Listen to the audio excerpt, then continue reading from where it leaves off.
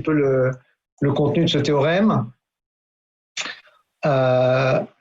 Donc c'est probablement le théorème le plus important de ce chapitre, hein. Alors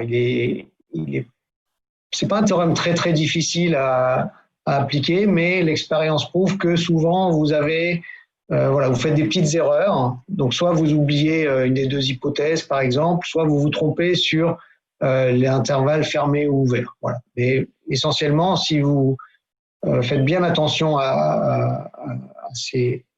au fait de respecter les deux hypothèses, continuité sur l'intervalle fermé, dérivabilité sur l'intervalle ouvert, et l'existence du C sur l'intervalle ouvert, en dehors de ça, en général, c'est bien compris.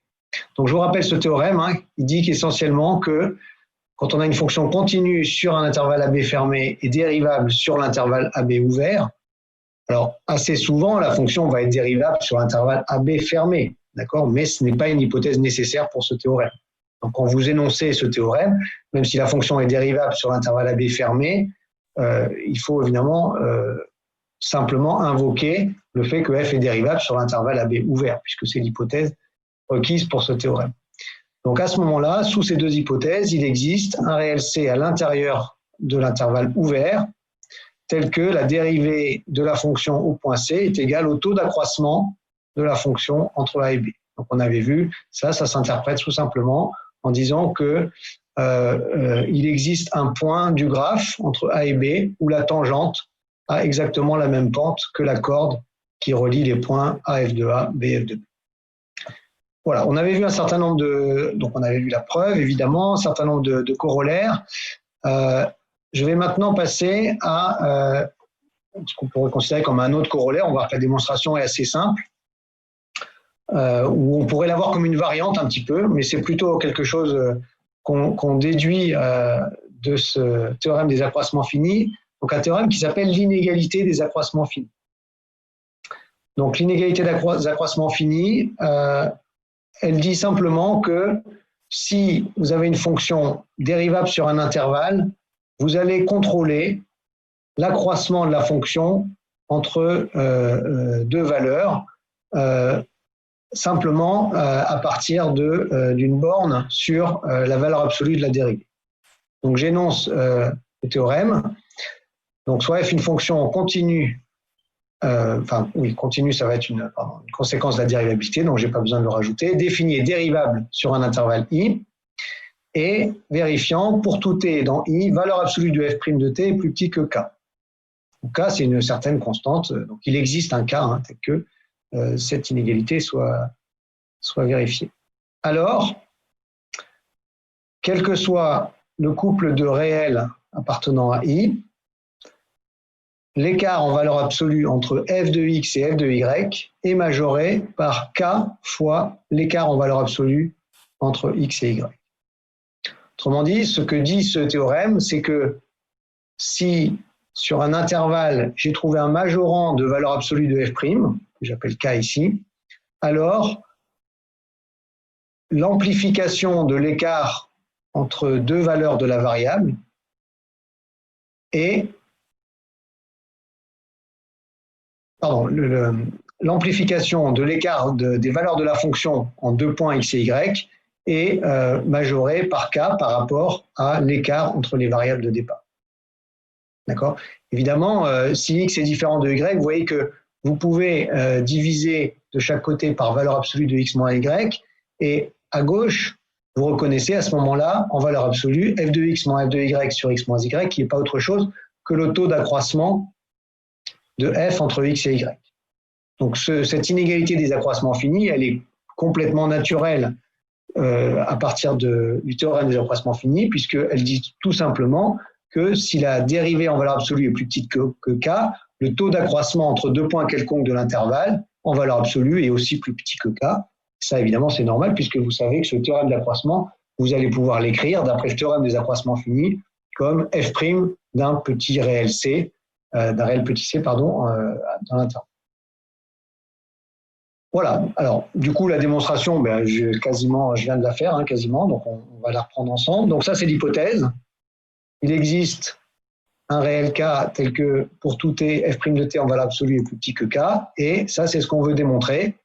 pour tout couple de réel xy dans I, f de x moins f de y en valeur absolue est plus petit que k fois valeur absolue de x moins y. Alors, premièrement, si x égale y, c'est évident, d'accord, puisque à ce moment-là, f de x moins f de y, évidemment, vaut 0, et x moins y vaut 0, donc l'inégalité qu'on veut montrer se résume à 0 inférieur ou égal à 0. Si x est strictement plus petit que y, on verra le cas inverse ensuite, alors on peut invoquer sur l'intervalle xy le théorème des accroissements finis. Donc allons-y, on a besoin de vérifier les deux hypothèses. F est continu sur l'intervalle fermé, xy, f est dérivable sur l'intervalle ouvert. D'accord.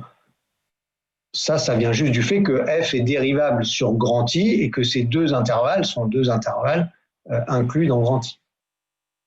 Donc, par le théorème des accroissements finis, il existe un réel C dans l'intervalle ouvert xy tel que f de y moins f de x sur y moins x est égal à f' de c. Taux d'accroissement est égal à f' de c. Donc, si je multiplie par y moins x, f de y moins f de x égale y moins x fois f' de c. Je prends la valeur absolue de chaque côté. Ça me donne valeur absolue de f' de f de y moins f de x égale valeur absolue de y moins x fois valeur absolue de f' de c. Et maintenant, j'utilise l'hypothèse ici. C est un réel, évidemment, dans l'intervalle xy, donc en particulier dans I. Donc, f' de c en valeur absolue est plus petit que k. Donc, f' de c ici, je peux le majorer par k. Et donc, valeur absolue de f de y moins f de x est majorée par k fois y moins x. Je n'ai pas traité le cas symétrique. Évidemment, si x est strictement plus grand que y, eh bien, on inverse tout simplement le rôle de x et y, d'accord, puisque, évidemment, vous remarquez que ce qu'on veut démontrer ici est symétrique en x et y. C'est-à-dire que ça revient au même de montrer ça ou de montrer que f de y moins f de x en valeur absolue est plus petit que k fois y moins x. Est-ce qu'il y a des questions ?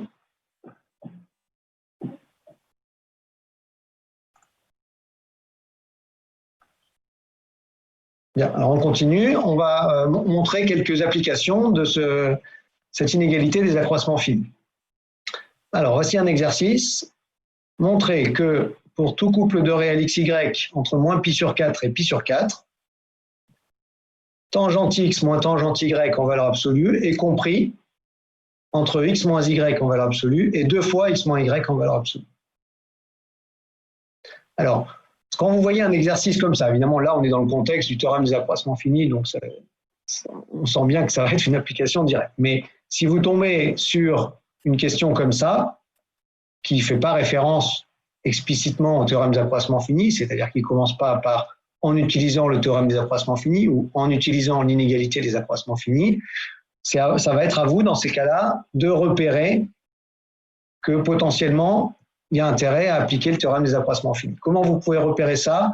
Eh bien, tout simplement, quand vous voyez à la fois dans une égalité ou dans une inégalité des accroissements d'une fonction.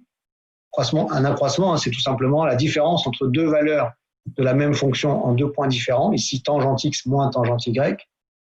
Si vous voyez des accroissements d'une fonction, déjà, ça doit vous faire penser au théorème des accroissements finis. Et si en plus vous voyez des accroissements correspondant à la variable, hein, ici c'est tangente pris en x moins tangente pris en y, si en plus vous voyez x moins y, là vous avez de très très fortes chances que c'est un lien avec le théorème des accroissements finis.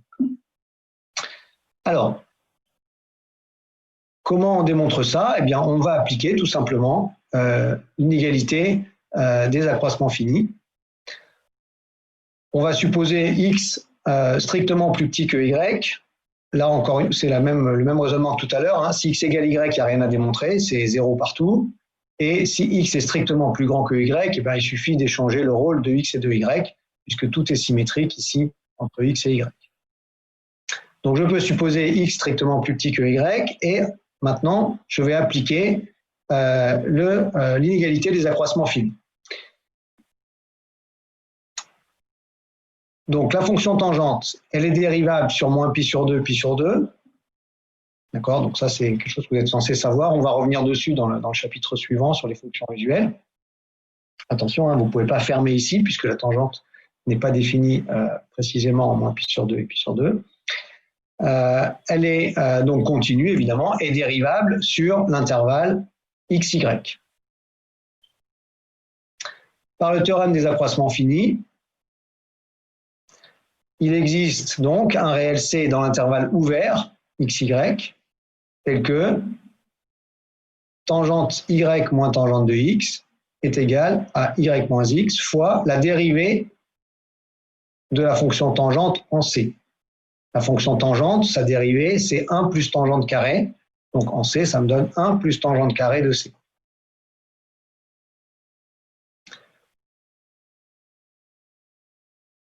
Maintenant, je remarque que cette fonction tangente, ou plutôt sa dérivée, 1 plus tangente carré, étant strictement positive, la fonction tangente est strictement croissante sur, en fait, moins pi sur 2, en particulier donc sur l'intervalle qui m'intéresse, ici, moins pi sur 4, pi sur 4. Donc, la tangente de t, je peux, pour t appartenant à l'intervalle moins pi sur 4, pi sur 4, comme la fonction tangente est croissante, je peux l'encadrer entre la tangente de moins pi sur 4 et la tangente de pi sur 4. Hein, t est compris entre moins pi sur 4, pi sur 4, tangente est croissante, donc préserve les inégalités. Donc tangente de moins pi sur 4, plus petite tangente de t, plus petite tangente de pi sur 4. Tangente de moins pi sur 4, c'est moins 1. Tangente de pi sur 4, c'est 1. Hein, tout simplement parce que sinus de pi sur 4 et cosinus de pi sur 4 sont égaux à racine de 2 sur 2 tous les deux. Donc leur rapport vaut 1. Et en moins pi sur 4, eh bien, le sinus est négatif et le cosinus prend la même valeur qu'en pi sur 4. Donc, eh bien, 1 plus tangente carré t, comme la tangente est comprise entre moins 1 et 1, 1 plus tangente carré t est compris entre 1 et 2. Pourquoi? Alors attention, hein, vous ne pouvez pas élever au carré l'inégalité tangente t compris entre moins 1 et 1. Si vous élevez tout au carré, ce que vous n'avez pas le droit de faire, ça ferait tangente carré t compris entre 1 au carré et moins 1 au carré, c'est-à-dire 1 de chaque côté. Donc évidemment, ce n'est pas correct, vous n'avez pas le droit d'élever une inégalité au carré.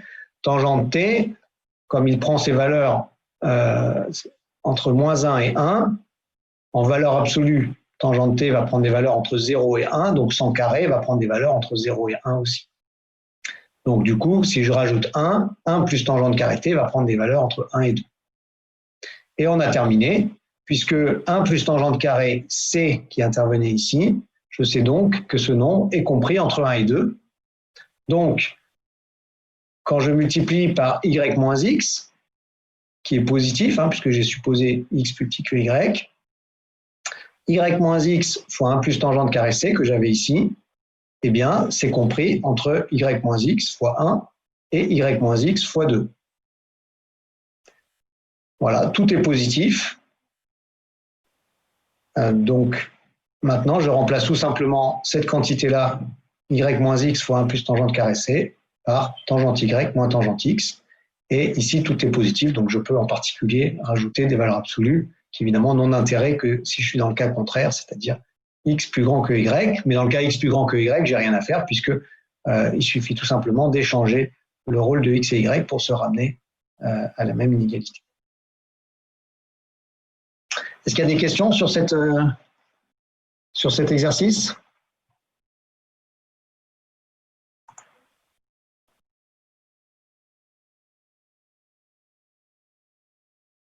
Monsieur? Oui. Pourquoi le théorème des accroissements finis, il existe sur C appartenant à l'intervalle ouvert?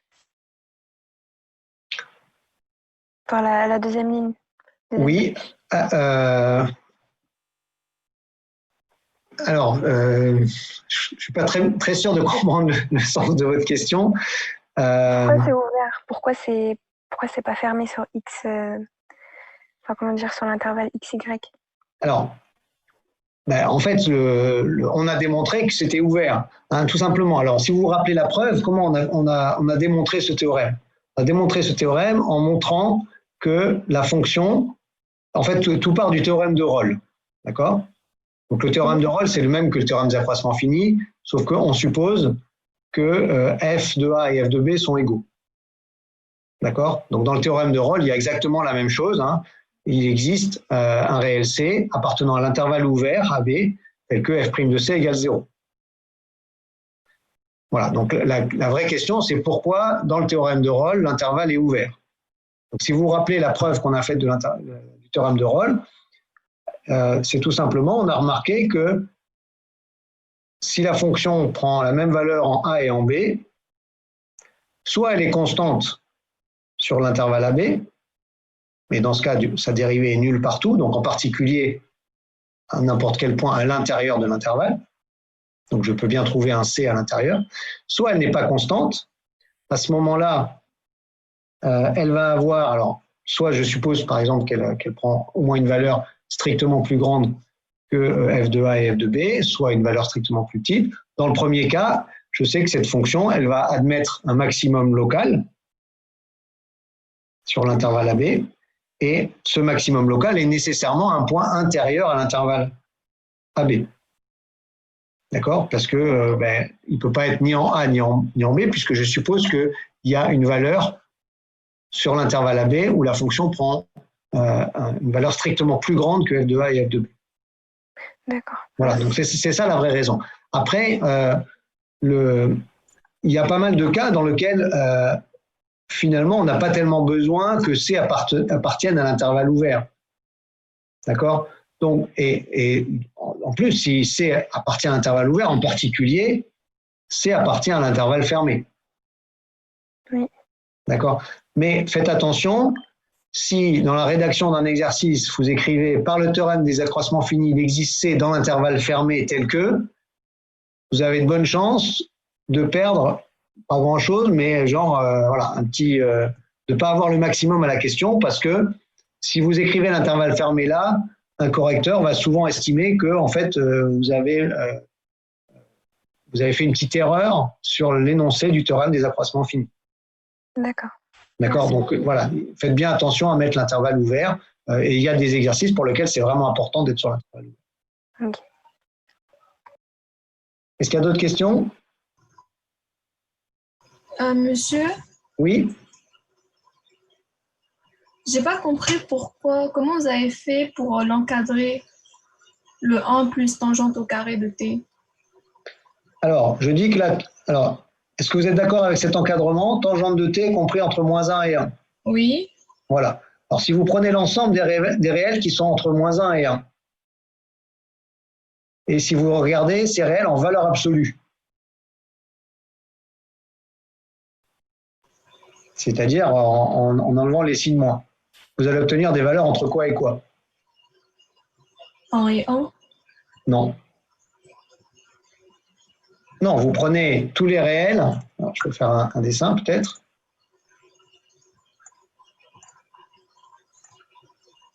Vous tracez la droite réelle. Vous êtes entre moins 1 et 1. D'accord? Tous les réels qui sont là. En valeur absolue, qu'est-ce qui va se passer? Eh bien, ceux qui sont négatifs, quand je prends la valeur absolue, si j'en ai un qui est ici, par exemple, moins 1 demi, en valeur absolue, il va venir en 1 demi. D'accord? Donc, en valeur absolue, je vais obtenir que des valeurs qui sont entre 0 et 1. Ah, d'accord. D'accord? Donc, j'ai tangente t en valeur absolue qui est compris entre 0 et 1. Et du coup, tangente t en valeur absolue, mais la valeur absolue ne sert à rien puisque je mets un carré, est aussi compris entre 0 et 1 au carré, c'est-à-dire 1. D'accord? D'accord. En fait, vous avez le droit d'élever une inégalité au carré seulement quand les termes sont positifs des deux côtés. D'accord? C'est assez facile à voir, hein, parce que par exemple, vous avez moins 3 plus petit que moins 2. Ça n'implique pas que moins 3 au carré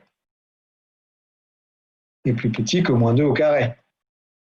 D'accord? Puisque ça ferait 9 plus petit que 4, c'est absurde. D'accord? Donc vous n'avez le droit d'élever au carré, vous avez le droit de passer de A plus petit que B à A2 plus petit que B2 que quand tout est positif. D'accord? C'est pas une règle très particulière, hein, puisque c'est très général. quand vous avez A plus petit que B et C plus petit que D, vous avez le droit de multiplier les inégalités à condition que tout soit positif. Donc ici, il faut avoir que des nombres positifs. D'accord? Ce que vous avez appris peut-être qui est un peu plus simple que ça, c'est que si vous avez A plus petit que B et que vous prenez un réel C positif, eh bien à ce moment-là, vous avez AC plus petit que BC. D'accord? Multiplier une inégalité par un réel positif ne change pas le sens de l'inégalité. Si le réel est négatif, il faut changer le sens. Voilà, ben quand vous avez ça, évidemment, vous pouvez faire la même chose ici, puisque vous avez aussi C plus petit que D. Donc vous avez le droit aussi de multiplier par B, donc ça fait BC petit que BD. Ça c'est parce que B est positif.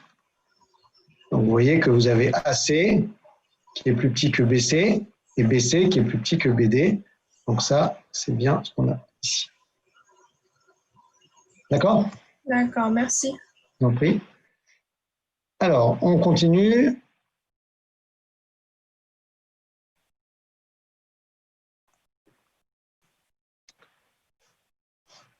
Alors, une règle de calcul, en fait, qui est... alors, c'est une règle qui sert en fait assez régulièrement, qu'on peut facilement éviter, contourner, en quelque sorte. Vous allez voir que la démonstration est très très simple.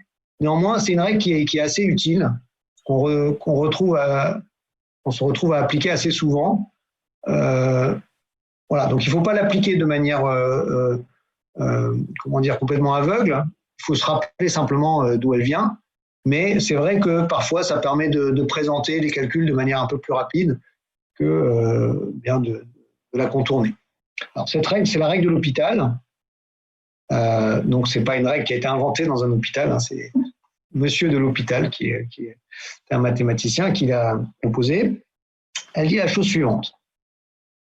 Imaginez que vous ayez deux fonctions f et g définies au voisinage d'un réel a. Donc quand on dit au voisinage, hein, ça veut dire sur un intervalle ouvert contenant a. Et toutes les deux, je les suppose dérivables en a. Et en fait, je cherche à calculer cette quantité ici, la limite quand x tend vers a de f de x sur g de x. Et je suis dans une situation où j'ai une forme indéterminée parce que f de a et g de a sont tous les deux nuls. Donc j'ai 0 sur 0. Donc les fonctions sont dérivables en a, donc continuent en a. D'accord? Donc la limite de f de x quand x tend vers a, c'est f de a, mais ça fait 0. La limite de g de x quand x tend vers a, ça fait aussi 0. Donc j'ai 0 sur 0. Du coup, je ne peux pas directement donner la valeur de la limite. Eh bien, quand vous avez comme ça un quotient 0 sur 0, si les deux fonctions sont dérivables en a et que celle du dénominateur a une dérivée non nulle, eh bien, la valeur de la limite, c'est tout simplement le rapport des dérivées en a. Donc ça, on va voir, ça sert assez souvent à calculer assez simplement des limites, c'est-à-dire à se débarrasser de formes indéterminées et d'obtenir directement le résultat. Alors, d'où ça sort? C'est pas du tout magique. En fait, c'est même très très simple. Vous prenez la limite de f de x sur g de x. Comme f de a et g de a sont nuls, c'est la même chose que la limite de f de x moins f de a au numérateur sur g de x moins g de a au dénominateur, hein, puisque ces deux quantités sont nulles ici. Et maintenant, je vais artificiellement diviser le numérateur et le dénominateur par la même quantité, donc ça ne va rien changer. Et cette quantité, je vais la choisir de telle sorte que je vais reconnaître des taux d'accroissement. f de x moins f de a, si je veux reconnaître un taux d'accroissement, je vais le diviser par x moins a. Et de même, g de x moins g de a, je vais le diviser par x moins a. Donc c'est toujours égal à la limite quand x tend vers a de f de x moins f de a sur x moins a divisé par g de x moins g de a sur x moins a. D'accord, ce nombre-là, quand x est différent de a, est bien exactement égal à ce nombre-là. Et maintenant, eh bien, le numérateur, c'est une fonction qui a une limite quand x tend vers a. Cette limite, par définition de la dérivée, c'est f' de a. Le dénominateur, c'est une fonction qui a une limite quand x tend vers a, et cette limite, par définition de la dérivée, c'est g' de a. Comme le dénominateur tend vers une limite qui est non nulle, j'ai une forme qui est plus du tout une forme indéterminée maintenant. J'ai au numérateur quelque chose qui tend vers f' de a, peu importe ce que ça vaut, au dénominateur quelque chose qui tend vers g' de a qui est non nul. Donc je sais que le rapport va tendre tout simplement vers f' de a sur g'. Est-ce qu'il y a des questions sur ce théorème?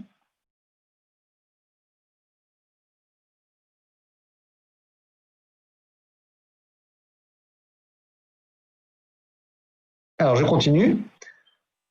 Voilà deux exercices pour appliquer, d'exemples d'application de ce théorème. Donc on va les faire en direct. Donc le premier, log de x sur racine de x moins 1.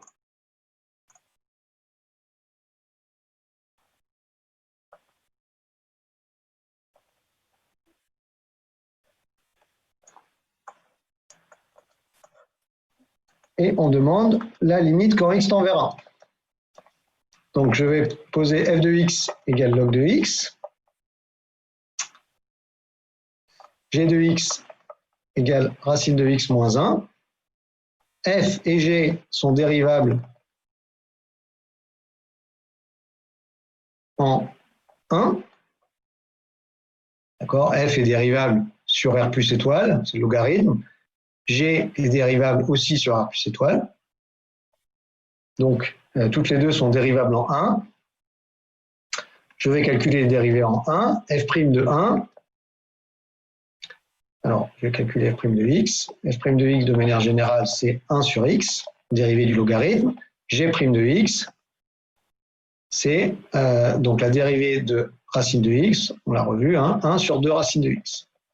Moins 1 qui se dérive en 0. Donc f' de 1, ça vaut 1. G' de 1,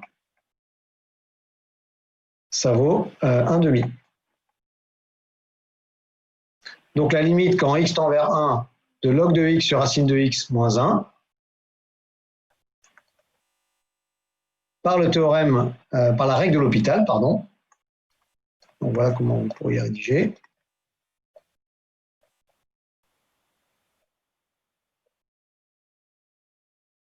L est égal à f' de 1 sur g' de 1, c'est-à-dire 2.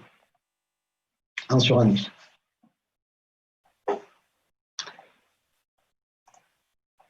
On continue avec le deuxième exercice. La limite quand x tend vers 0 de sinus x moins tangente x sur x cosinus x moins x.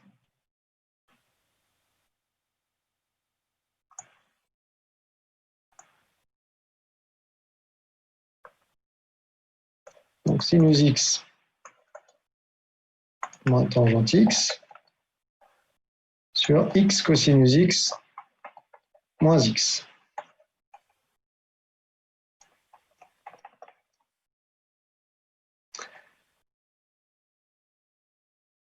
Alors, je le rédige complètement. La fonction qui à x associe, alors f, je vais l'appeler f, sinus x moins tangente x est dérivable en 0 et f' de 0. Donc la dérivée du sinus, c'est cosinus, donc cosinus de 0. La dérivée du tangente, c'est 1 plus tangente carré. Donc ça fait cosinus de 0, ça fait 1. Moins tangente carré de 0, ça fait 0. Donc moins 1, ça fait 0. Alors évidemment, je n'ai pas dit ici, avant de me précipiter sur la règle de l'hôpital, il faut évidemment se poser la question, est-ce que c'est adapté? Donc pour répondre à cette question, évidemment, on commence déjà par regarder la limite de numérateur et la limite du dénominateur. On aurait dû commencer par là. Sinus moins tangente en 0, ça fait 0 moins 0, 0. Et ici, x cosinus x moins x, quand x égale 0, c'est pareil, ça fait 0. D'accord? Donc j'ai bien une forme indéterminée, 0 sur 0. Et alors là, je suis en train de le rédiger, mais quand vous le cherchez, cet exercice, la première chose à regarder, c'est est-ce que la règle de l'hôpital va vous permettre de conclure, et pour ça, évidemment, il faut vérifier que tout est dérivable en 0, mais surtout, il faut vérifier que le dénominateur a une dérivée non nulle. D'accord? Donc en fait, sur votre brouillon, vous commencez par vous poser la question, est-ce que la fonction qui a x associée x cosinus x moins x a une dérivée, donc elle est dérivable en 0, et est-ce qu'elle a une dérivée non nulle? Si elle a une dérivée nulle, ça ne sert à rien, vous ne pourrez pas utiliser la règle de l'hôpital. Donc ici, je calcule la dérivée en 0. Donc, alors, je calcule de manière générale, peut-être c'est plus simple. Donc, x cosinus x, c'est un produit, donc je dérive x et je laisse cosinus x tel quel, donc 1 fois cosinus x, plus ensuite, je laisse x et je dérive le cosinus, donc plus x fois moins sinus x. Attention, la dérivée du cosinus, c'est moins sinus, moins x qui se dérive en moins 1. Voilà, donc g' de 0, ça fait cosinus de 0, plus 0, moins 1. Ça fait donc 0. Conclusion, vous ne pouvez pas appliquer la règle de l'hôpital telle qu'elle. D'accord? Donc, cet exemple-là, il est pour vous montrer que, attention, ce n'est pas parce que vous avez une forme indéterminée 0 sur 0 qu'il faut vous précipiter sur la règle de l'hôpital. La règle de l'hôpital, telle que je vous l'ai énoncée, elle nécessite que le dénominateur ait une dérivée non nulle au point qui nous intéresse. Monsieur? Oui? Comment vous avez eu 1 plus tangente carrée? C'est la dérivée de la tangente? Oui. Ok, ok. Là, je ne l'ai pas écrit, mais f' de x, de manière générale, c'est cosinus x moins 1 plus tangente carré x. Du coup, on doit vérifier si les fonctions elles sont dérivables au point où on cherche la limite. Par exemple, ici, c'était en 0.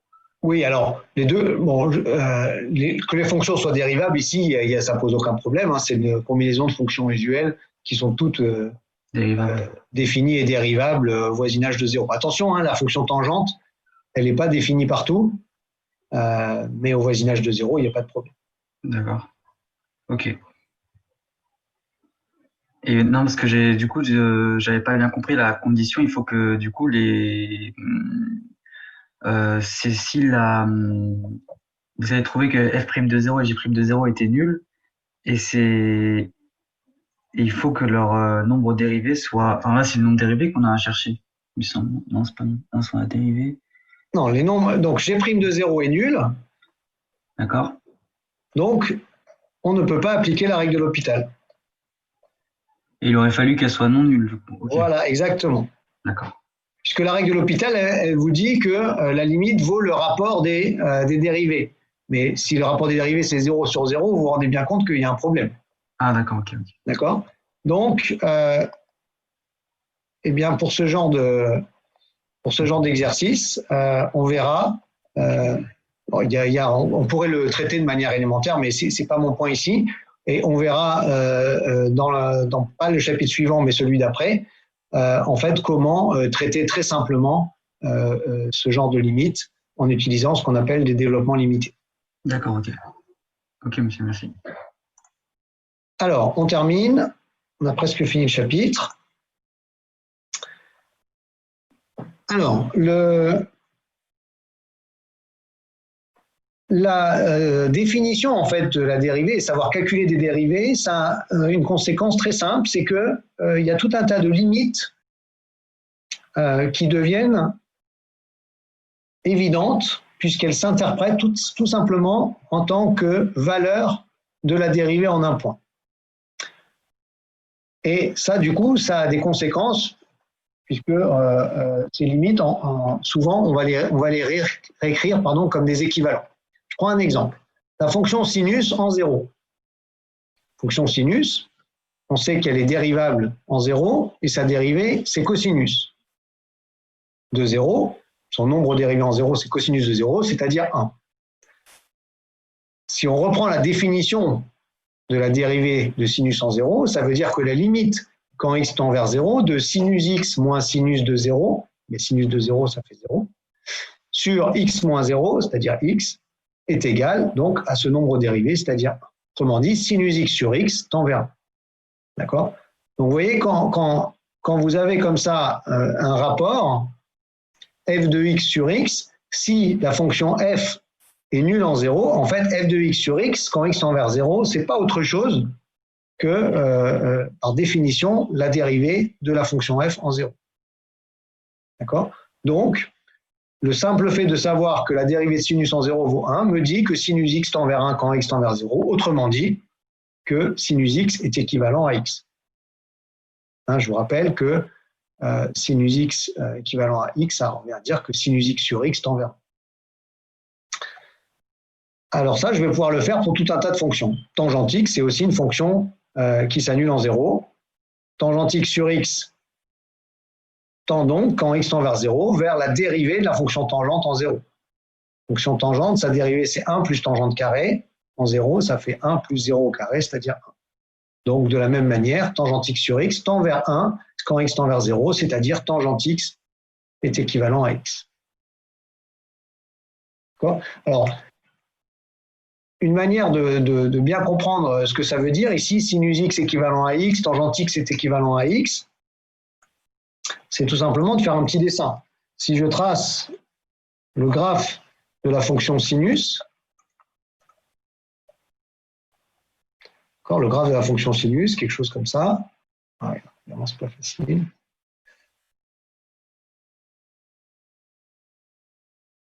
Je trace juste au voisinage de 0, et ici, je trace tout simplement la droite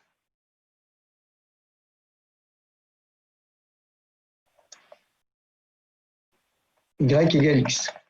Donc sinus x est équivalent à x, ça se voit ici tout simplement par le fait que la droite y égale x est tout simplement tangente à cette fonction sinus, graphe de cette fonction sinus. Autrement dit, au voisinage de 0, c'est-à-dire ici sur un intervalle ouvert centré en 0, eh bien, les deux fonctions, plus je me rapproche de 0, plus les deux fonctions sinus x et x se comportent de la même manière. Voilà. Donc j'ai la même chose avec la fonction tangente, qui n'a pas évidemment tout à fait le même graphe, mais qui au voisinage de 0 va se comporter exactement de la même manière. On continue. Alors, le logarithme, évidemment, on ne s'y prête pas, puisqu'il n'est pas défini en 0. Mais si je regarde la fonction qui à x associe le logarithme de 1 plus x, eh bien je retombe sur une fonction qui est bien définie au voisinage de 0 et qui est nulle en 0, puisque le logarithme de 1, ça fait 0. Donc je peux lui appliquer le même raisonnement. La limite quand x tend vers 0 de logarithme de 1 plus x sur x, c'est tout simplement la valeur de la dérivée de cette fonction, qui à x associe log de 1 plus x, en 0. La dérivée de logarithme de 1 plus x, c'est 1 sur 1 plus x. 1 sur 1 plus x, quand x égale 0, ça fait tout simplement 1. C'est en fait du coup la dérivée de cette fonction en x égale 0, c'est tout simplement la dérivée de la fonction logarithme en 1, c'est-à-dire 1. Donc cette limite tend vers 1, donc de la même manière, logarithme de 1 plus x est équivalent à x. Ça, si je reprends mon dessin, ça me dit que j'ai un dessin similaire, mais cette fois-ci au voisinage de 1, pour la fonction logarithme. Donc la fonction logarithme, on va la revoir dans un instant. Elle se comporte comme ça. Excusez-moi, mes dessins ne sont pas très beaux. Voilà. Avec ici une asymptote. Et ici, je suis en 1. Et j'ai cette droite ici, tangente, avec une pente 1, encore une fois.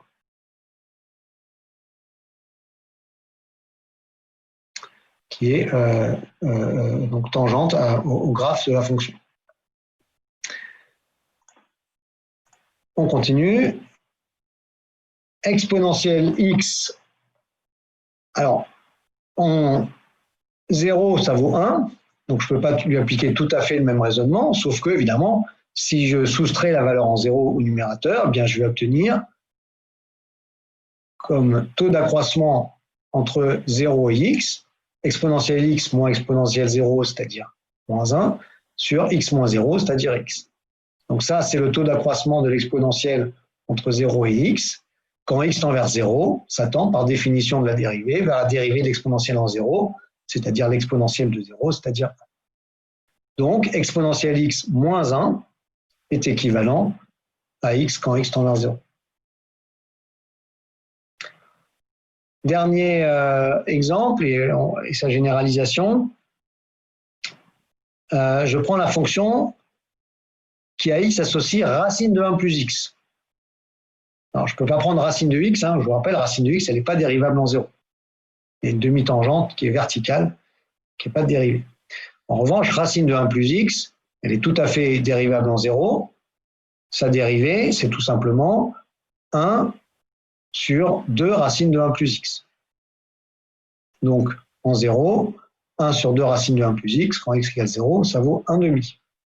Donc, la fonction en x, racine de 1 plus x, moins la même fonction en 0, c'est-à-dire racine de 1 plus 0, c'est-à-dire racine de 1, c'est-à-dire 1, divisé par 1 plus x moins 1, c'est-à-dire par x, tend vers 1 demi. Autrement dit, racine de 1 plus x moins 1 est équivalent à x sur 2. C'est le même raisonnement que précédemment. La seule différence, c'est que la dérivée, ici, cette fois, on avait tout le temps 1, maintenant on a 1 demi. Voilà. Alors ça, je peux le réécrire, attention, je ne réécris pas racine de 1 plus x équivaut à x sur 2 plus 1, ça n'a pas de sens. D'accord? Et vous savez que vous n'avez pas le droit d'additionner les équivalents, mais je sais que ça, je peux le réécrire, racine de 1 plus x moins 1 égale x sur 2 plus petit o de x, formellement plus petit o de x sur 2, mais petit o de x sur 2 et petit o de x, c'est la même chose. Et quand j'ai des petits o, par contre, évidemment, j'ai le droit de faire passer les membres de l'autre côté. Donc, racine de 1 plus x égale 1 plus x sur 2 plus petit o de x.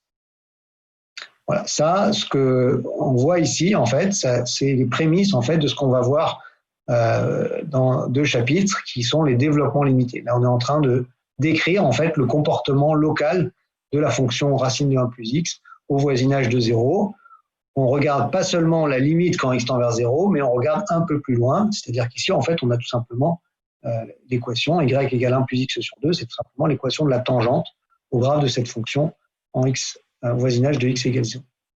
Alors, ce que j'ai fait ici pour la racine carrée, je peux le faire en fait pour une puissance quelconque. D'accord? Donc 1 plus x puissance alpha. Si je considère cette fonction en x égale 0, elle est dérivable. Sa dérivée, c'est alpha fois 1 plus x puissance alpha moins 1. Quand x égale 0, cette dérivée, elle vaut exactement alpha. Et donc, de la même manière ici que j'avais obtenu un 1,5, parce que la dérivée en 0 valait 1,5, quand la dérivée ici vaut alpha, eh bien, je vais obtenir, à la place du x sur 2, ici, alpha x. D'ailleurs, vous remarquez que si alpha égale 1,5, je retombe bien sur racine de 1 plus x, d'accord, et donc je retombe bien, évidemment, sur le x sur 2, ici, avec alpha égale 1. Voilà, donc si je redétaille, 1 plus x puissance alpha moins 1 sur x, c'est pas autre chose que f de x, cette fonction 1 plus x puissance alpha, moins f de 0 sur x, c'est-à-dire x moins 0 en fait, et cette fonction 1 plus x puissance alpha, sa dérivée, c'est alpha 1 plus x puissance alpha moins 1, qui vaut bien alpha en x égale 0. Monsieur? Oui. Vous pouvez juste réexpliquer l'équivalence et l'égalité pour racine de 1 plus x équivalent à x moins 2? J'ai pas bien saisi. X sur 2 ici, là? Exactement, oui. Bah, en fait, vous faites la même chose ici, mais vous prenez alpha égale 1,5. Ok, d'accord. D'accord? Donc, racine de 1 plus x, ça va être la fonction. Sa dérivée, c'est 1 sur 2 racine de 1 plus x. D'accord. D'accord? Donc, sa dérivée en 0, elle vaut 1,5. Ok. Donc, du coup, racine de 1 plus x moins 1 sur x, ça tend vers 1,5. D'accord. D'accord? Donc, c'est le même genre que ici, sauf que j'ai 1,5. Donc, en multipliant par x, j'ai un équivalent en x sur 2. Ok, d'accord. Ok, merci. Je vous en prie. Voilà. Un dernier exercice, je crois que c'est le dernier. pour illustrer encore l'application de ce théorème des accroissements finis. Vous allez voir que c'est assez joli parce que ça ne serait pas forcément très facile en fait de le faire autrement. On considère un entier naturel n, a et b deux réels et le polynôme p défini par x puissance n plus ax plus b. Donc c'est un polynôme de degré n, n peut être grand. Voilà, si n égale 10 par exemple, ce polynôme de degré 10, je sais qu'il admet exactement 10 racines complexes, éventuellement certaines multiples.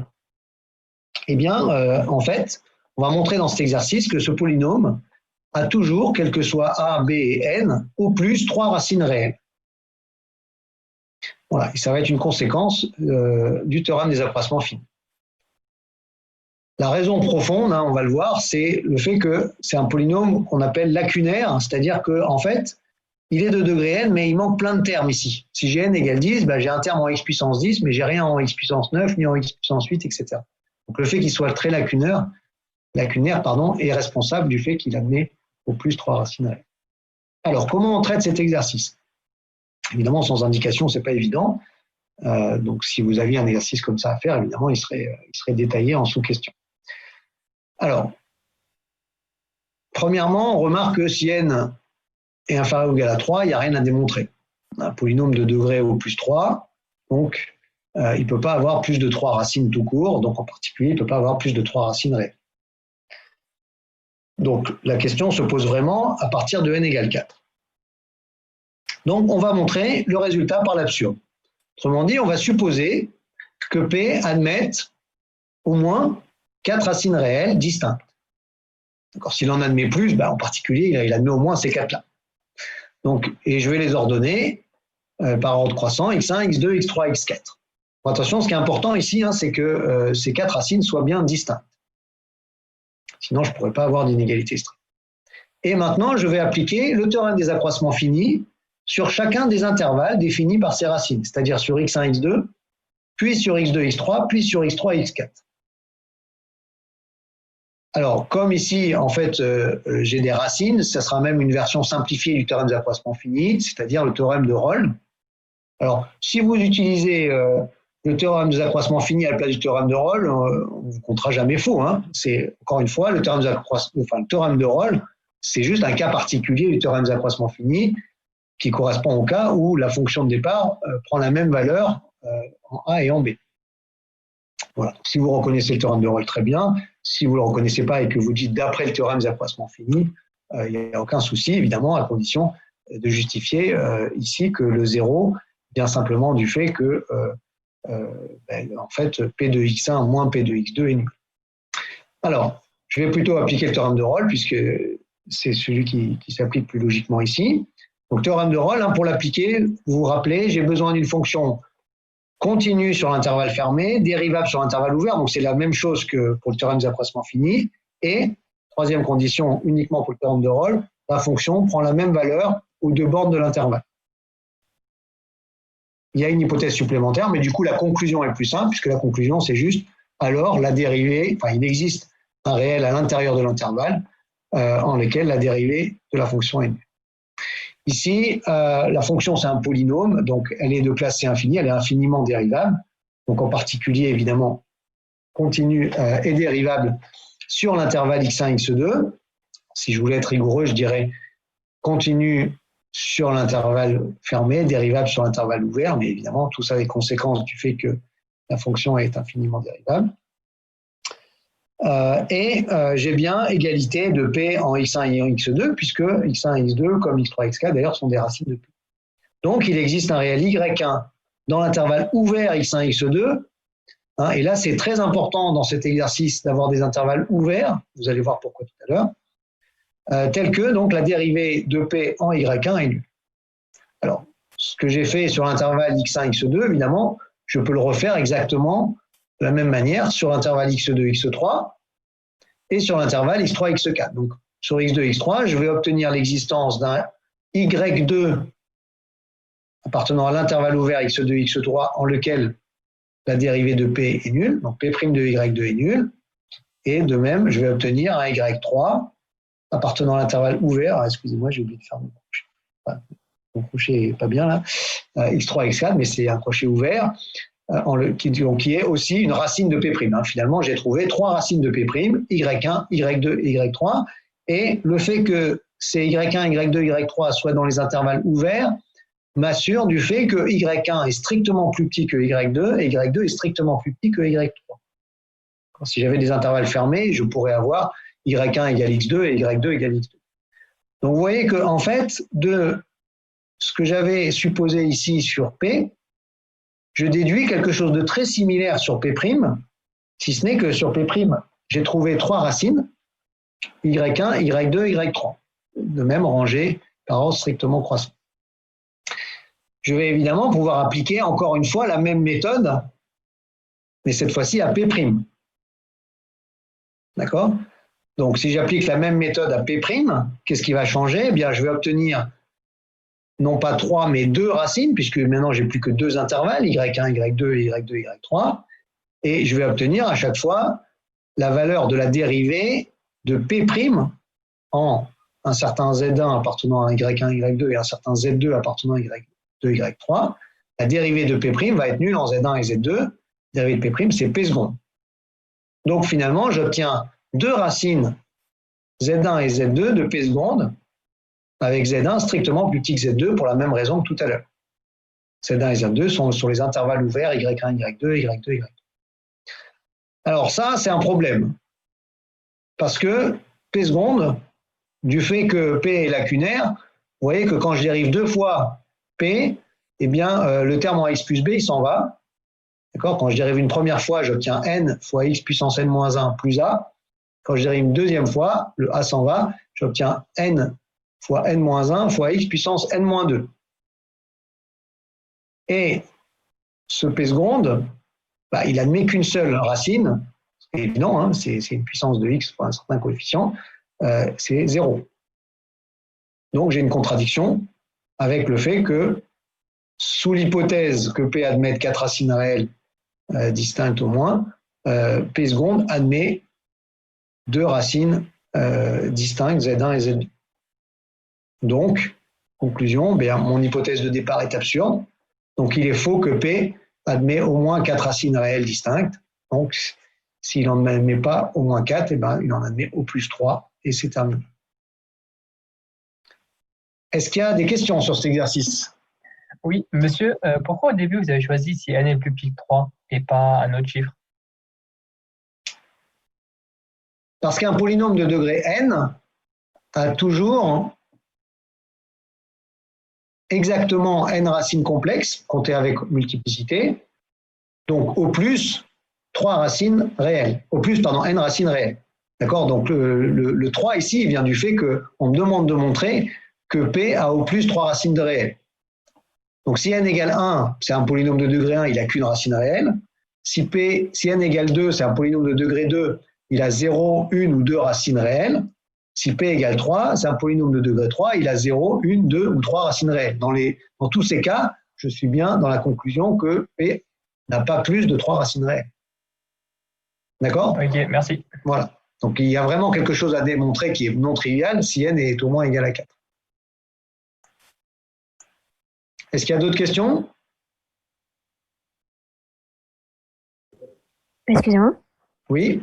C'est quoi le symbole C puissance infinie? Alors, c'est infini, oui. Alors ça, en fait, je l'ai mentionné par oral quand on a parlé de la formule de Leibniz, mais je ne l'ai pas écrit. Alors, j'aurais pu mettre juste C1, hein, il n'y a pas besoin de C infini. C infini, ça veut dire, alors vous vous rappelez, on a défini l'espace CK. Donc C puissance K, hein, c'est l'ensemble des fonctions qui sont K fois dérivables, qui sont dérivables jusqu'à l'ordre K, et dont la dérivée Km est continue. Ok. Voilà. Donc, et je l'ai dit par oral, mais effectivement, je ne l'avais pas écrit sur la diapo. On définit de même, en fait, C infini, qui est en fait tout simplement l'intersection de tous les espaces CK. Donc, l'intersection, ça veut dire que prenez les fonctions qui sont CK pour tout K. D'accord? Donc, quel que soit le cas que vous choisissez, la fonction admet une dérivée à l'ordre K et cette dérivée continue. Autrement dit, cette fonction, elle admet une dérivée à n'importe quel ordre et cette dérivée à n'importe quel ordre, elle est continue. Voilà. Ok. Oubliez le infini ici. En fait, on a juste besoin de justifier que P, en fait, est continu sur R et dérivable sur R. Ça suffit pour appliquer le théorème de Rolle. C'était juste pour aller un peu plus vite. Ok, merci. Est-ce qu'il y a d'autres questions? Oui, monsieur, j'ai une question. Allez-y. Pourquoi on peut affirmer que P de x1 et P de x2, c'est 0? Ah, c'est par hypothèse. Hein. On a supposé que P admette 4 racines réelles, x1, x2, x3, x4. Une racine d'un polynôme, c'est un réel en lequel ce polynôme est nul. Ah, ok, merci. Est-ce qu'il y a d'autres questions?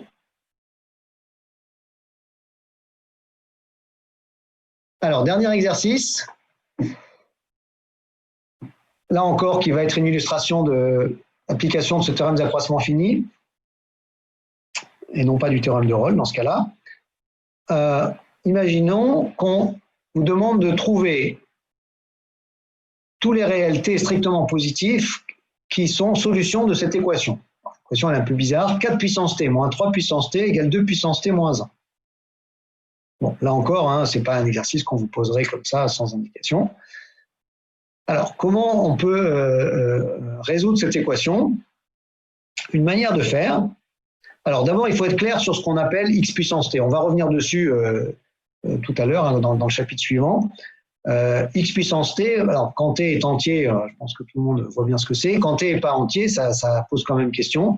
Donc, on définit un x puissance t comme exponentielle de t fois log de x. D'accord? Quand t est entier, x puissance t, c'est égal à exponentielle de t fois log de x, on le sait. Et donc, on généralise ça à t non entier en définissant x puissance t de la même manière. Premièrement. Deuxièmement, alors on remarque en fait que si je considère cette fonction qui a x associé x puissance t, eh bien, en fait, j'ai ici 4 valeurs de la fonction. F de 4 moins f de 3, et ici f de 2 moins 1, je peux l'écrire comme 1 puissance t, donc f de 1. D'accord? Donc, l'équation qui est ici, elle s'écrit tout simplement f de 4 moins f de 3 égale f de 2 moins f de 1. Donc, je vais essayer, comme j'ai des accroissements de la fonction ici, de part et d'autre, je vais voir si je ne peux pas utiliser le théorème des accroissements finis. Alors, pour ça, évidemment, j'ai besoin de vérifier que la fonction est bien continue sur l'intervalle 3, 4 et l'intervalle 1, 2, et qu'elle est dérivable sur l'intervalle ouvert 3, 4 et l'intervalle ouvert 1, 2. Je vais faire d'une pierre deux coups, je vais directement montrer qu'elle est dérivable sur R plus étoile, qui contiendra évidemment tous les intervalles qui m'intéressent. Alors, la fonction f qu'on a ici, c'est une composée. À l'intérieur, j'ai la fonction logarithme qui est dérivable sur R plus étoile. La fonction exponentielle est dérivable sur R. Donc, en tant que composée, la fonction f est dérivable sur R plus étoile. D'accord ? Et sa dérivée s'obtient comme une dérivée de fonction composée. D'accord ? Donc, f' de x, c'est la dérivée de ce qu'il y a à l'intérieur de l'exponentielle, c'est-à-dire t fois la dérivée de logarithme de x, 1 sur x, donc t sur x, multiplié par la dérivée de l'exponentielle, c'est-à-dire elle-même, en t log de x. Donc t sur x fois exponentielle de t log de x, et exponentielle de t log de x, hein, c'est x puissance t. Donc ça fait t fois x puissance t moins 1, puisque ici j'ai un x puissance moins 1 qui vient de ce 1 sur x. Voilà, maintenant je suis en situation d'appliquer le théorème des accroissements finis. Alors je vais l'écrire proprement. Appliquons le théorème des accroissements finis entre 3 et 4. F est bien continu sur l'intervalle fermé 3, 4, dérivable sur l'intervalle ouvert 3, 4. C'est une conséquence du fait qu'elle est dérivable sur R plus étoile. Donc, il existe un réel C dans l'intervalle ouvert 3, 4, tel que l'accroissement de F entre 3 et 4, F de 4 moins F de 3 sur 4 moins 3, est égal à F' de C. Évidemment, 4 moins 3, ça fait 1, donc ça serait écrit juste f de 4 moins f de 3, et f' de c, c'est c fois t fois c puissance t moins 1. Ce que j'ai fait sur l'intervalle 3, 4, je peux le refaire sur l'intervalle 1, 2.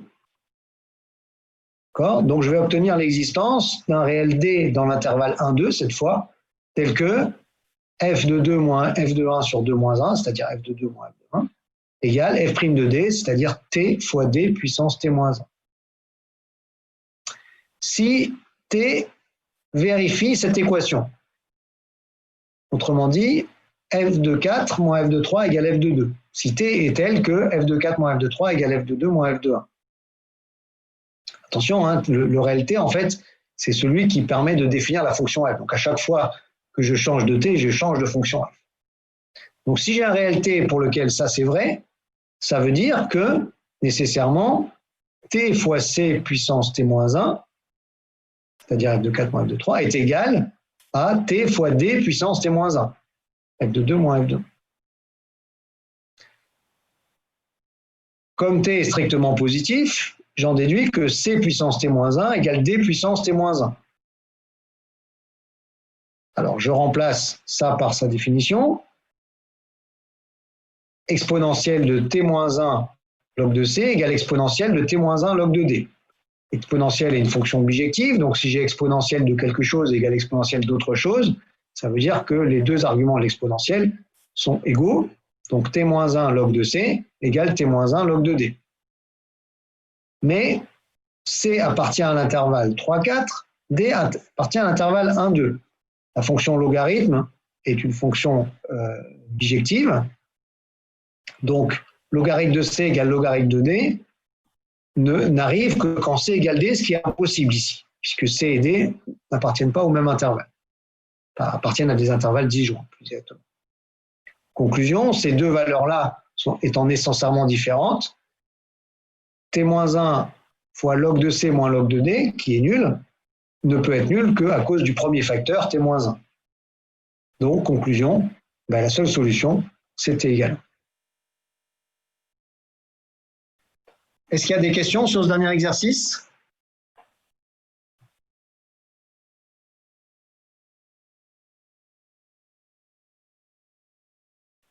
Non, je pense pas. Monsieur? Oui. J'ai pas trop compris vous avez posé donc pour x supérieur à 0, f de x égale à x puissance t. Vous avez dit Oui. f de x égale à exponentielle de t ln de x. Je sais pas oui. Alors, ce que vous ne comprenez pas, c'est pourquoi x puissance t, c'est exponentielle de t log de x? Oui. En fait, c'est la définition de x puissance t. Ok. D'accord. On va revenir sur les fonctions exponentielles et logarithmes, et en particulier sur cette fonction puissance t. Ok, merci. Voilà. Est-ce qu'il y a d'autres questions?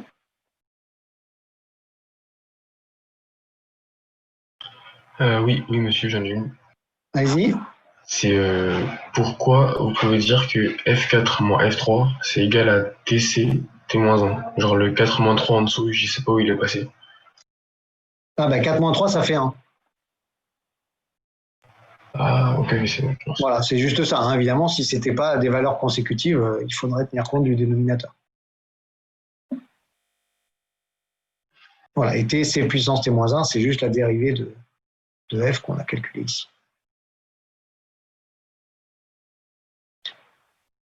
Ok, alors s'il n'y a pas d'autres questions, on va passer au chapitre suivant. Fonction usuelle. Donc ça va être l'occasion justement de revenir un petit peu sur ces fonctions. C'est ce qu'on va faire aujourd'hui. On n'aura pas le temps de tout faire le chapitre en entier, bien sûr. Donc ce chapitre fonction usuelle, essentiellement, on va revoir la fonction logarithme, la fonction exponentielle. On va reparler de la fonction que je viens juste de mentionner, qui est la fonction puissance. On va redémontrer en fait les résultats de croissance comparée qu'on a utilisés un petit peu, parfois sans démonstration, pour les suites ou les fonctions. Ensuite, dans un deuxième temps, on parlera des fonctions trigonométriques et des fonctions trigonométriques réciproques. D'accord? Donc, les fonctions trigonométriques, je vais aller très vite parce que sinus, cosinus, tangente, ça, c'est vraiment des choses que vous manipulez depuis un moment. En revanche, les fonctions trigonométriques réciproques, arc sinus, arc cosinus, arc tangente, c'est des fonctions que vous avez peut-être, certainement moins manipulées. Donc, on va les étudier en détail. Au passage, on rappellera et peut-être on approfondira la résolution des équations trigonométriques élémentaires, du genre trouver tous les réels x tels que sinus x égale quelque chose de donné. Et puis, une troisième partie qui, je pense pour à peu près tous, la plupart d'entre vous, mais même tous normalement, sauf s'il y en a qui ont été regardés un petit peu en bibliothèque des choses un petit peu extérieures, va être consacrée donc aux fonctions hyperboliques. Donc, c'est les fonctions, en fait, sinus, cosinus et tangente, mais hyperboliques. Donc, on verra le parallèle, en fait, avec les fonctions trigonométriques que vous connaissez, sinus, cosinus, tangente. Une manière très simple de voir le parallèle, c'est que sinus et cosinus, ça sert à paramétriser le cercle. C'est une manière de décrire des points sur un cercle.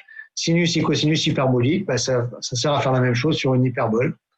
Voilà. On verra ça un petit peu en détail. Alors, aujourd'hui, on va traiter donc la fonction logarithme, la fonction exponentielle et, de manière générale, les fonctions de puissance. Alors, la fonction logarithme, il y a plusieurs manières de la définir. En fait, au deuxième semestre, quand vous verrez les séries, et je pense que vous allez voir aussi les séries entières, vous verrez que la manière la plus logique de faire, c'est de définir en fait la fonction exponentielle en premier, parce qu'elle se définit très simplement comme une somme de séries, et à partir de cette fonction exponentielle, en général, on définit la fonction logarithme comme sa réciproque. Voilà. On n'est pas obligé de faire comme ça, parce qu'on peut aussi définir, et c'est probablement comme ça que vous l'avez fait d'ailleurs au lycée, on peut définir la fonction logarithme tout simplement comme la primitive de la fonction qui a x associé 1 sur x. Alors évidemment, il n'y a pas une seule primitive. Hein. Quand vous connaissez une primitive d'une fonction, vous pouvez ajouter n'importe quelle constante à cette primitive, vous en obtenez une autre. Donc il faut préciser la primitive, l'unique primitive qui s'annule en x égale 1. Voilà, donc nous, on va définir la fonction logarithme comme ça. Donc c'est l'unique fonction définie donc, sur R plus étoile qui vaut 0 en x égale 1 et dont la dérivée en tout x réel strictement positif vaut 1 sur x. Et à partir de ça, on peut montrer tout un tas de propriétés que vous connaissez déjà du logarithme et qu'on va redémontrer. L'idée, c'est un petit peu de repartir de 0 sur ces fonctions logarithme et exponentielle. Première propriété, qui est en fait probablement la raison pour laquelle cette fonction logarithme a été inventée, c'est qu'un logarithme, la fonction logarithme, transforme un produit en somme. D'accord ? Alors, c'est quoi l'intérêt ? Même maintenant, on le voit un petit peu moins, l'intérêt de ça. Mais à l'époque où on n'avait pas de calculatrice, faire des produits de nombres décimaux, c'était un peu pénible. Hein. Si je vous donne 1,718 fois 3, 14, 15, voilà, c'est un peu casse-pied à calculer. Et donc, la méthode, disons, un peu rapide qui avait été découverte, c'était de dire, finalement, plutôt que de multiplier ces deux nombres, je vais calculer leur logarithme. Alors ça se faisait simplement parce qu'il y avait des tables, d'accord ? Donc vous aviez des livres de 100, 200 pages, où vous aviez des tables de logarithme, voilà, à une certaine précision, bien sûr.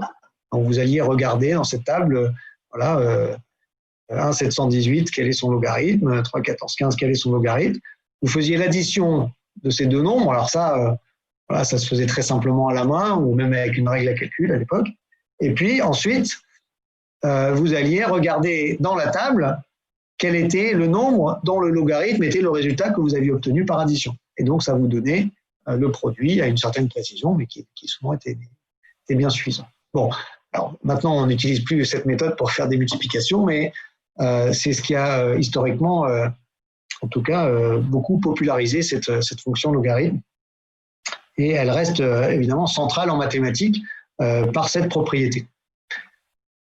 Alors, on va démontrer donc cette égalité. Donc j'ai deux réels A et B, attention, strictement positifs, pour que les logarithmes soient bien définis. Et je veux montrer que le logarithme du produit, c'est la somme des logarithmes. Alors, allons-y.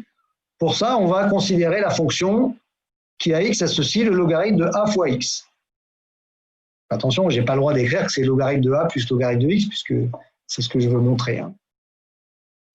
Donc, je vais utiliser ce que je sais sur le logarithme, à savoir que sa dérivée, c'est 1 sur x et qu'elle s'annule au point 1. Alors, cette fonction, elle est dérivable sur R plus étoile, ici, puisque c'est la composée de la fonction kx associée à x qui est dérivable sur r et de la fonction logarithme qui est dérivable sur r plus étoile. Elle est dérivable sur r plus étoile, sa dérivée, c'est la dérivée de la fonction qui est à l'intérieur, c'est-à-dire a, fois la dérivée du logarithme, c'est-à-dire la fonction qui a y associée à 1 sur y, pris au point y égale à x, donc 1 sur x. Donc c'est a sur ax, donc c'est 1 sur x. 1 sur x, c'est aussi la dérivée de la fonction logarithme en x. Donc j'ai deux fonctions, f et la fonction logarithme, qui ont la même dérivée. Autrement dit, j'ai deux fonctions dont la différence a une dérivée nulle sur r plus étoile. Une fonction de dérivée nulle, c'est tout simplement une fonction constante. Donc, f moins le logarithme est constante sur r plus étoile. Attention, hein, il faut que la dérivée soit nulle sur un intervalle. Si c'est sur une réunion d'intervalles, disjoints, la constante peut être différente sur chaque intervalle. Voilà, donc il existe un réel cas tel que pour tout x, logarithme de ax, hein, c'est-à-dire f de x, moins le logarithme de x est égal à k. Et j'utilise maintenant la deuxième propriété qui caractérise le logarithme. Là, j'ai utilisé la dérivée du logarithme. Maintenant, j'utilise le fait que le logarithme de 1 vaut 0. Donc, si j'applique, si je considère cette égalité en x égale 1, je vais trouver k égale le logarithme de a fois 1, donc le logarithme de a, moins le logarithme de 1. Le logarithme de 1, je sais que ça fait 0, par définition du logarithme. Donc k, c'est le logarithme de a. Conclusion, pour tout x strictement positif, le logarithme de ax moins le logarithme de x, c'est le logarithme de a. Donc ça, c'est ce qu'on voulait. Vous prenez maintenant x égale b, ça vous donne le logarithme de a fois b égale le logarithme de a plus le logarithme de b. Deuxième propriété, le logarithme de a sur b.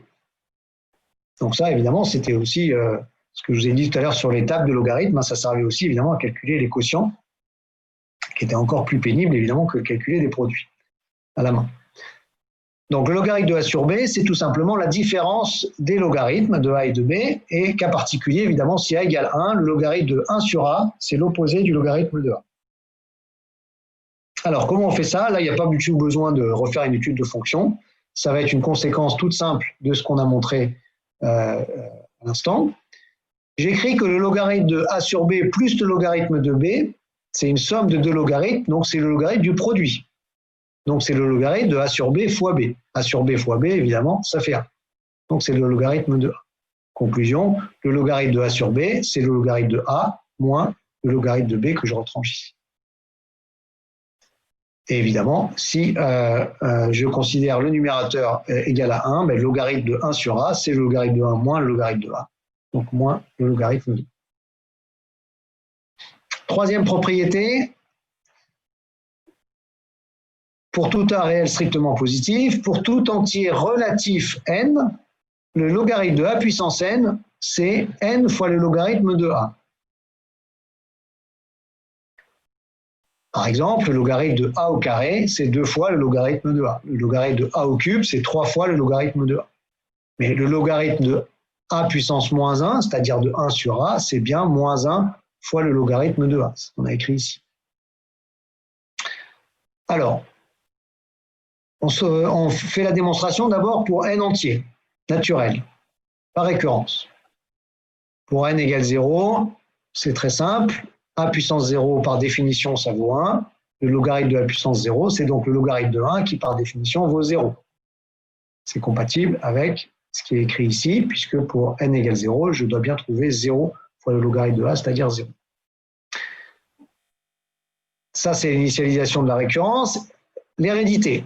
Supposons que la propriété soit vraie au rang n. C'est-à-dire que le logarithme de a puissance n soit égal à n fois le logarithme de a. Et démontrons la propriété au rang n plus 1. Le logarithme de a puissance n plus 1, a puissance n plus 1, par définition, c'est a fois a puissance n. Chez le logarithme d'un produit, d'après la propriété 1 que j'ai montrée tout à l'heure, le logarithme d'un produit, c'est la somme des logarithmes, donc ça fait le logarithme de a plus le logarithme de a puissance n. Et le logarithme de a puissance n, par hypothèse de récurrence, c'est n fois le logarithme de a. Donc j'ai le logarithme de a plus n fois le logarithme de a, donc n plus 1 fois le logarithme de a, qui est bien la propriété souhaitée au rang n plus 1. Donc, par récurrence, la propriété est vraie pour tout n. Maintenant, si n est un entier relatif, donc si n est positif, on l'a déjà fait, si n est négatif, qu'est-ce qui se passe? Eh bien, je ne vais pas tout refaire, je remarque que le logarithme de a puissance n fois a puissance moins n, c'est le logarithme de 1, puisque a puissance n fois a puissance moins n, c'est a puissance n moins n, c'est-à-dire a puissance 0, c'est-à-dire 1. Donc, ce logarithme ici est nul. Mais c'est le logarithme d'un produit, donc c'est la somme des logarithmes de a puissance n et le logarithme de a puissance moins n.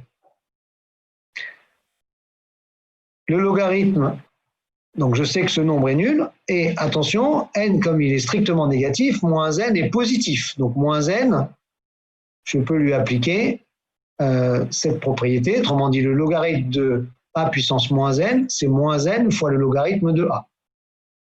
Donc le logarithme de a puissance n quand n est négatif, c'est l'opposé de moins n fois le logarithme de a, c'est-à-dire c'est n fois le logarithme de a. Conclusion, cette égalité qu'on avait montrée pour n entier positif est vraie en fait pour n entier relatif. Quatrième propriété, la fonction logarithme est une bijection continue et strictement croissante de R plus étoile sur R.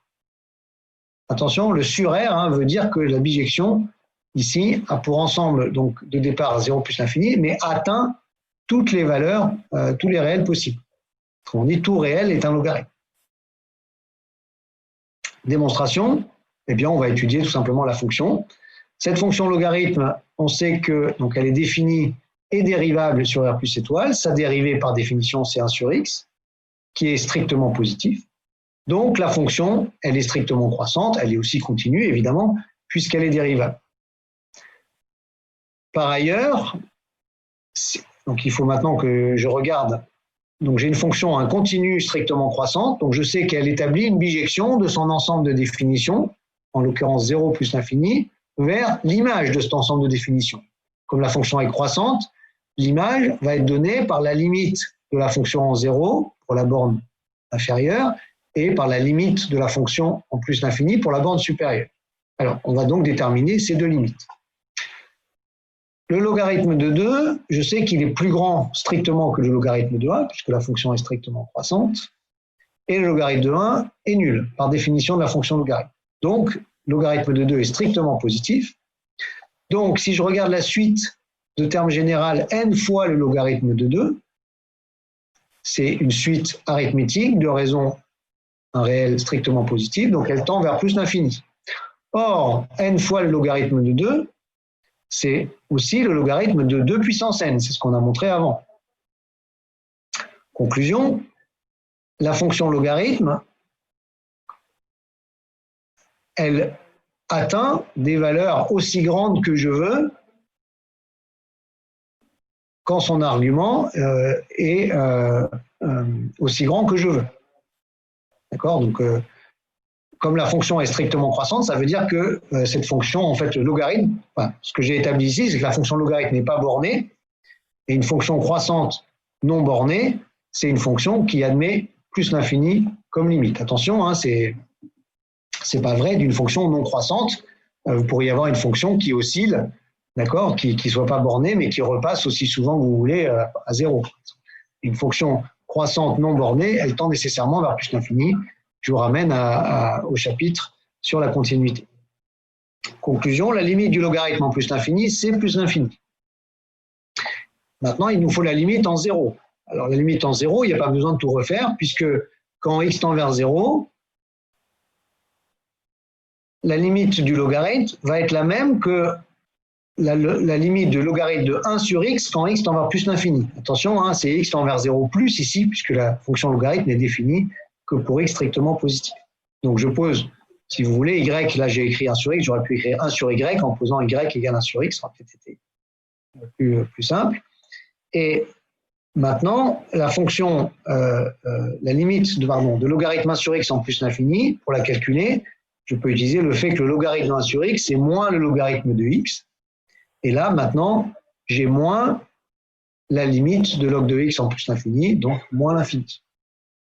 Conclusion, j'ai une fonction continue, strictement croissante, définie sur 0 plus l'infini. La limite en 0, c'est moins l'infini. La limite en plus l'infini, c'est plus l'infini. Donc, j'ai une bijection continue, strictement croissante, de 0 plus l'infini dans moins l'infini plus l'infini. Voilà, hein, je vous rappelle le théorème qu'on a utilisé. Hein, c'est très important ce théorème, hein, ça sert souvent à étudier des fonctions, mais aussi à résoudre des équations, montrer l'existence et l'unicité de solutions à des équations. Je vous rappelle le théorème. Si vous avez une fonction continue et strictement monotone, donc ça peut être strictement croissante, mais ça peut aussi être strictement décroissante sur un intervalle, alors f de i est un intervalle et f est une bijection de i sur son image. Et même plus précisément, l'image de i par f, hein, ce qu'on note f de i, est un intervalle dont les bornes sont données tout simplement par les limites de la fonction aux bornes de l'intervalle de départ. D'accord ? Donc évidemment, ces bornes peuvent être atteintes ou pas atteintes, hein, selon que, évidemment, elles sont finies ou infinies, et selon que i est un intervalle ouvert ou fermé. Tous les cas de figure sont possibles.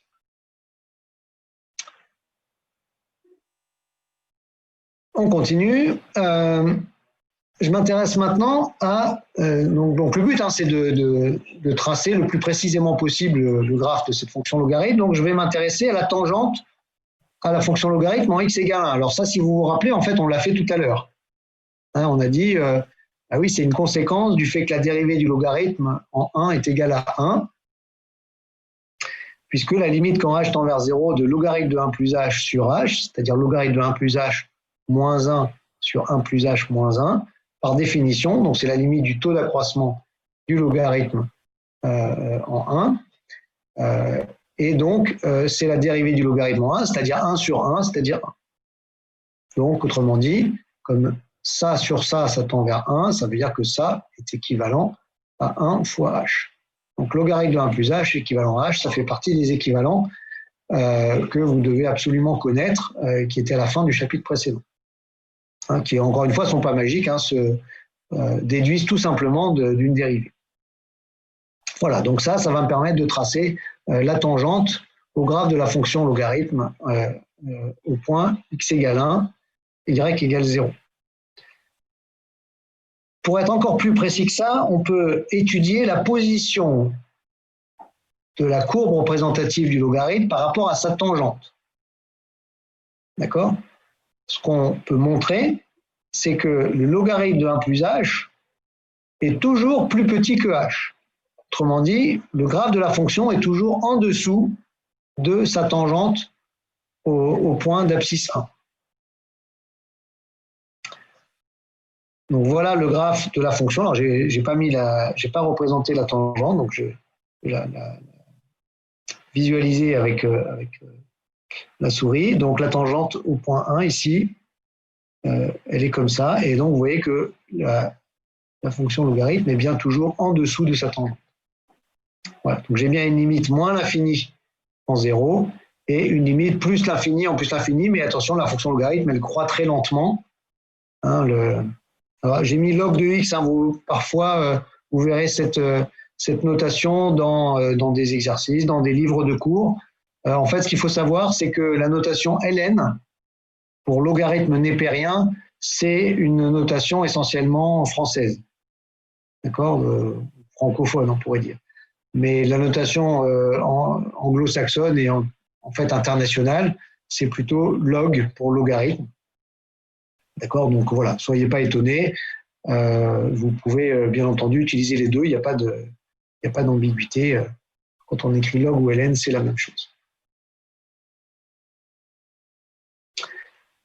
Alors, pour terminer, voici quelques questions de limite sur la fonction logarithme.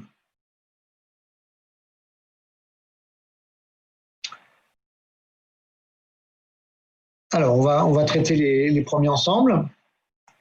Alors, peut-être d'abord, est-ce qu'il y a des questions ?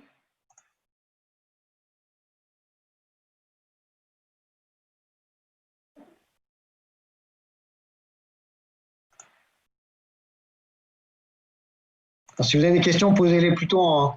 Je crois qu'il y a des messages sur le chat là, mais je ne peux pas visualiser le chat en même temps puisque j'ai besoin de tout mon écran. Donc, n'hésitez pas à prendre la parole si vous avez des questions. Monsieur, Oui, tout à l'heure, vous avez dit ln' de 1, c'est égal à 1. oui, Ça, on l'a fait avec la formule de la dérivée du logarithme. oui. ln' de x, c'est 1 sur x. C'est la définition. Ok. Voilà. D'autres questions?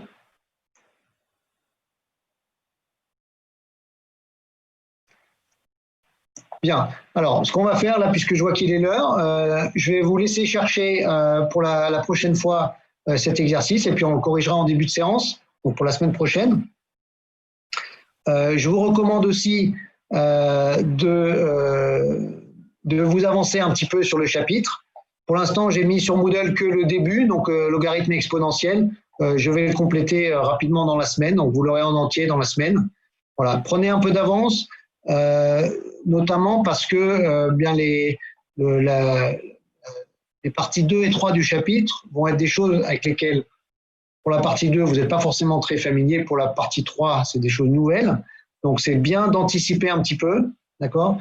En fait, l'idéal pour vous, c'est qu'à la fin du cours, vous ayez tout compris et que finalement, vous n'ayez pas tellement besoin de revenir sur le cours pour l'apprendre. Si vous avez naturellement à peu près compris tous les passages, bon, après, il y a des petites choses à apprendre, comme il y a quelques formules de dérivés, notamment dans ce chapitre, que vous allez pouvoir apprendre. Mais voilà, si à un moment donné du cours, vous avez décroché, c'est-à-dire que vous comprenez plus ce que je dis, en fait, c'est dommage, ça veut dire qu'en fait, vous êtes en train un peu de perdre votre temps. D'accord ? Donc, pour éviter ça, il faut un petit peu anticiper. Donc, allez voir le poly à l'avance. Et comme je vous l'ai dit depuis le début de l'année, ce qui est important, c'est ce qui vous surprend. Voilà, les choses qui ne vous surprennent pas, c'est-à-dire, vous vous dites, oui, ça, je le savais. Alors, parfois, c'est un peu trompeur, mais bon, on a l'impression de savoir des trucs et puis voilà, si en situation de devoir les restituer, c'est pas forcément si évident, mais voilà. De même que quand on fait le cours à distance comme ça, vous devez avoir à côté de vous une feuille de papier sur laquelle vous notez tout ce qui n'est pas clair ou tout ce qui n'était pas évident pour vous. Même si vous l'avez compris quand je l'ai expliqué, si à un moment donné, vous avez quand même eu des gros doutes ou vous ne compreniez pas très bien sur le coup, c'est important de le noter parce que c'est là-dessus qu'il faudra revenir. Oui, je vous écoute. Juste, il y a une personne dans le chat qui m'a demandé de poser une question, parce qu'elle ne peut pas parler, je crois. D'accord. Et elle demande comment on sait que 1 sur x est égal à moins ln de x dans la limite en moins l'infini.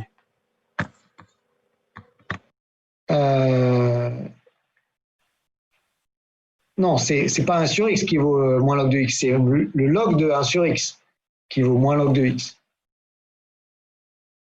Et ça, en fait, on l'a montré, bim, c'est la propriété 2, je crois. Voilà, log de 1 sur a égale moins log de 1. Bon, du coup, oui, je vous écoute. J'aurais une question. Je voulais savoir la différence entre le taux d'accroissement f de x moins f de a divisé par x moins a et celui avec le h. Ah oui. Effectivement, alors ça, j'ai dû le mentionner, je pense que c'est sur une diapo, mais je peux le repréciser, c'est très simple. En fait, vous avez deux manières de définir la dérivée. D'accord ? Donc, vous pouvez écrire que f' de a, c'est la limite quand x tend vers a de f de x moins f de a sur x moins a. Mais vous pouvez aussi le définir quand quand h tend vers 0 de f de a plus h moins f de a sur h. D'accord ? En fait, vous posez tout simplement x égale a plus h. D'accord ? Donc ici, on fait tendre la variable vers a. Ici, on fait tendre l'accroissement vers 0. D'accord ? Donc là, vous êtes en a. Et là, vous êtes en x. Mais en fait, vous pouvez l'écrire aussi a plus h. À ce moment-là, h, c'est cet écart.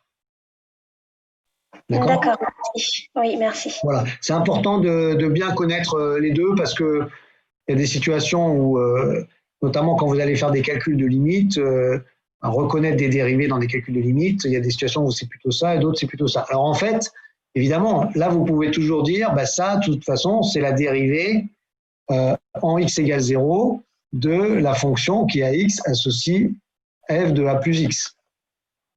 D'accord, donc en quelque sorte, vous pouvez toujours retomber sur vos pattes si vous connaissez cette formule. Mais c'est bien de savoir l'écrire des deux manières, parce que on a besoin souvent des deux. Quand on passera au développement limité, d'ailleurs, on verra que c'est plus agréable d'utiliser plutôt ce genre de formulation.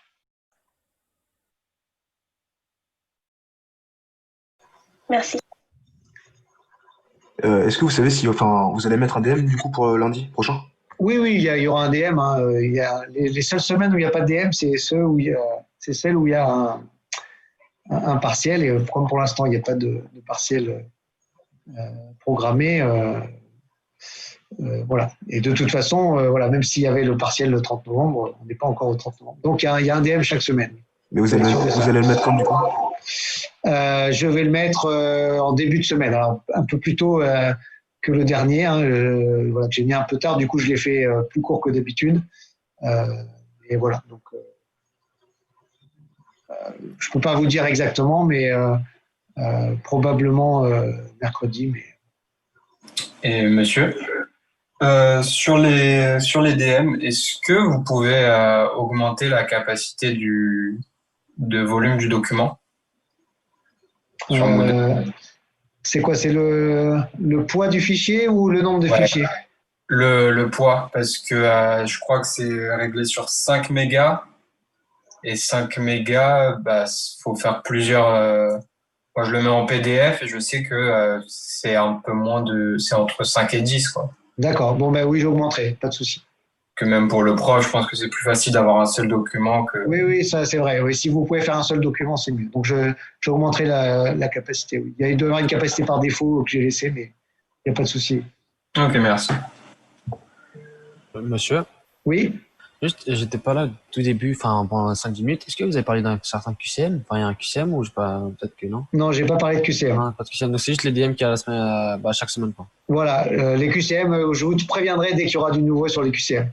Il y a des choses qui se préparent, mais pour l'instant, il n'y a rien de concret pour vous. D'accord. Voilà. Mais du coup, pour le contrôle C3, il y a marqué que c'était dans la semaine du 30 novembre, c'est ça? Oui. Mais entre guillemets, le confinement est jusqu'au 1er décembre. Du coup, il va être à distanciel ou vous savez pas encore? Alors, je répondrai pas à cette question parce que j'en ai parlé au début de l'amphi, donc je vais pas y répondre 10 fois. Donc, demandez à vos camarades, ils vous expliqueront. Est-ce qu'il y a d'autres questions qui n'ont pas déjà été abordées? Oui, monsieur. Oui. Juste une petite question sur les notes du CC de maths. Normalement, il n'y a pas de problème là-dessus. Il n'y aura pas d'erreur. Donc oui, vous faites référence à une consultation de copie, c'est ça? Ouais. Pour l'instant, oui, ça c'est une bonne question. Alors la consultation des copies en distanciel, c'est un peu compliqué parce que on peut pas scanner toutes vos copies. Je vais un petit peu voir avec la direction de l'UFR ce qui est prévu. J'imagine qu'il y aura quand même quelque chose de prévu pour faire de la consultation. Pour l'instant, je peux pas vous dire. Alors si vraiment, vous avez l'impression qu'il y a une erreur sur votre copie, ça peut arriver. C'est très rare, mais ça peut arriver. Indépendamment d'une consultation, vous pouvez demander une vérification. Donc ça, à ce moment-là, vous vous adressez directement à votre chargé de TD et vous lui dites, est-ce que vous pouvez vérifier qu'il n'y a pas d'erreur dans ma copie, est-ce qu'il n'y a pas, une page qui n'a pas été notée ou quoi. C'est très très rare, mais ça peut arriver. Mais j'espère pouvoir vous dire des choses un peu plus précises sur la consultation, mais en distanciel, vous comprenez que c'est un peu plus compliqué, mais dès que j'ai du nouveau, je vous tiendrai au courant. D'accord, mais sinon, la note, normalement, elle est bonne. Parce que si, imaginons, j'ai 15 et qu'après, je prends ma copie, on s'est trompé, j'ai eu 5. Alors, non, s'il y a une erreur factuelle de report de notes, mais bon, ça c'est très très peu probable. Hein. Voilà. D'accord. Mais effectivement, s'il y a une erreur factuelle et que vous avez 5 sur votre copie et que dans le fichier vous avez 15, malheureusement, je ne pense pas qu'on puisse vous laisser 15. Enfin, ça serait assez. Oui. Ça serait assez injuste, quoi. Mais ça dépend pour qui. Mais bon, je vous rassure, on fait très attention hein, sur les notes. Monsieur? Oui. En fait, pour les quiz notés, ça sera juste sur le dernier chapitre ou sur tout le cours? Non, les quiz notés, ils vont arriver. Non, ça portera sur. Pour l'instant, vous allez en avoir. Alors, ce que j'essaye de faire, hein, c'est de les faire sur le même principe que ce que j'avais prévu, c'est-à-dire de les structurer par chapitre. Il est possible que ces quiz évoluent vers des groupements de chapitres, mais à ce moment-là, je vous tiendrai au courant. D'accord, merci.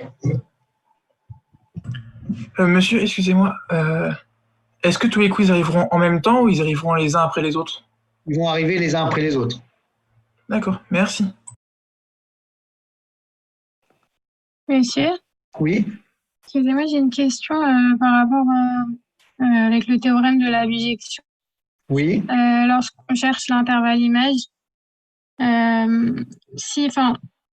puisqu'on calcule une limite, il sera ouvert ou fermé à l'intervalle? Alors, l'intervalle, en fait, si la fonction est définie sur si vous avez une borne ouverte, oui. D'accord, la borne est aussi ouverte sur l'image. Okay. Si vous avez une borne fermée, à ce moment-là, ça va dépendre si la limite est finie ou infinie. Si la limite est finie, à ce moment-là, ça veut dire que la fonction, comme elle est continue en particulier en ce point, donc la borne est atteinte. Oui, d'accord. Si vous avez une borne infinie, la borne, évidemment, elle ne peut pas être atteinte, mais à ce moment-là, ça veut dire que nécessairement, le point, la borne n'est pas dans l'intervalle de départ. D'accord? Oui. Donc la règle, en fait, elle est très simple, c'est que l'intervalle d'arrivée, il a toujours la même structure que l'intervalle de départ. Ok. Merci. Je vous en prie. Est-ce qu'il y a d'autres questions avant qu'on s'arrête?